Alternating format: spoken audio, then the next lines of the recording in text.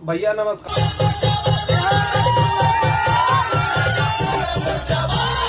हम Vipin Chaurasia YouTube channel से अगर तू लोग हमारा चैनल में बढ़ल तो हमारा चैनल कर लो सब्सक्राइब और वीडियो को कर लो शेयर।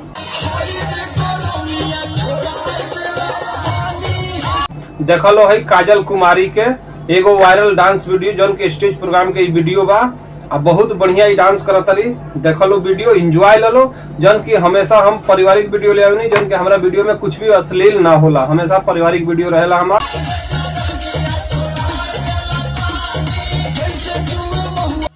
वीडियो देख लो, एंजॉय ले लो और इनका जाके यूट्यूब चैनल के सब्सक्राइब जरूर कर लो। और इनका नाम पड़ी काजल कुमारी। इनका के इंस्टाग्राम पर भी फॉलो कर लो। अगर हमारा चैनल पर आगे बढ़ लो तो हमारा चैनल का सब्सक्राइब कर लो और वीडियो को ज्यादा से ज्यादा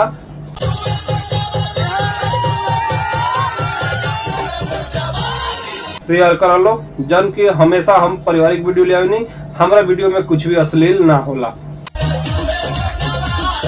हमेशा पारिवारिक वीडियो ले आवे और वीडियो देख लो, एंजॉय ले लो। बहुत बढ़िया डांस बावे, देख लो कितना बढ़िया नचतारी। जौन की हमेशा हम ऐसे ही वीडियो ले आवे, वीडियो देख लो, एंजॉय ले लो और ज्यादा से ज्यादा अपना दोस्तन में हमारा वीडियो को शेयर कर लो। अगर तू चाहता रहा अपन वीडियो बनवावे के तो हमरा के यूट्यूब चैनल पर जा और मैसेज करो, हम तार वीडियो बना के दिखा दे। जौन की हम कोनो पैसा ना लेनी, फ्री में प्रमोशन करेनी। आ कोनो भी तरह के प्रचार करवावे के होई तो हमरा लगे मैसेज कर सकता रहो, हम कर देम। जौन की ओकर चार्ज कुछ नहीं है।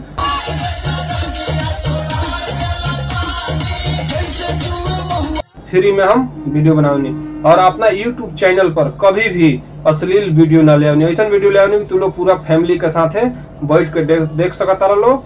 अब वीडियो देख लो, डांस वीडियो बहुत बढ़िया बा। नाम पड़ी काजल कुमारी। इनका के यूट्यूब चैनल बजा लो और इनका चैनल के सब्सक्राइब जरूर कर लो। नमस्कार, फिर मिले हम अगला वीडियो में नए वीडियो के साथ। नमस्कार भैया नमस्कार। हम विपिन चौरसिया यूट्यूब चैनल से अगर तू लोग हमारा चैनल में बढ़ल तो हमारा चैनल कर लो सब्सक्राइब और वीडियो को कर लो शेयर। देख लो है काजल कुमारी के एगो वायरल डांस वीडियो जौन के स्टेज प्रोग्राम के वीडियो बा। अब बहुत बढ़िया ही डांस करतरी। देख लो वीडियो, एंजॉय ले लो। जौन की हमेशा हम पारिवारिक वीडियो ले आवे, जौन की हमारा वीडियो में कुछ भी अश्लील ना होला, हमेशा पारिवारिक वीडियो रहेला हमार। वीडियो देख लो, एंजॉय ले लो और इनका जाके यूट्यूब चैनल के सब्सक्राइब जरूर कर लो। और इनका नाम पड़ी काजल कुमारी। इनका के इंस्टाग्राम पर भी फॉलो कर लो। अगर हमारा चैनल पर आगे बढ़ लो तो हमारा चैनल का सब्सक्राइब कर लो और वीडियो को ज्यादा से ज्यादा शेयर कर लो। जन की हमेशा हम पारिवारिक वीडियो ले आवे, हमारा वीडियो में कुछ भी अश्लील ना होला, हमेशा पारिवारिक वीडियो ले आवे और वीडियो देख लो, एंजॉय ले लो। बहुत बढ़िया डांस बावे, देख लो कितना बढ़िया नचतारी। जन की हमेशा हम ऐसे ही वीडियो ले आवे, वीडियो देख लो, एंजॉय ले लो और ज्यादा से ज्यादा अपना दोस्तन में हमारा वीडियो को शेयर कर लो। अगर तू चाहता रहा अपन वीडियो बनवावे के तो हमरा के यूट्यूब चैनल पर जा और मैसेज करो, हम तार वीडियो बना के दिखा दे। जौन की हम कोनो पैसा ना लेनी, फ्री में प्रमोशन करेनी। आ कोनो भी तरह के प्रचार करवावे के होई तो हमरा लगे मैसेज कर सकता रहो, हम कर देम। जौन की ओकर चार्ज कुछ नहीं है। फ्री में हम वीडियो बनावनी और अपना यूट्यूब चैनल पर कभी भी अश्लील वीडियो ना ले आवनी। ऐसा वीडियो ले आवनी तू लोग पूरा फैमिली के साथ बैठ के देख सकता रहो।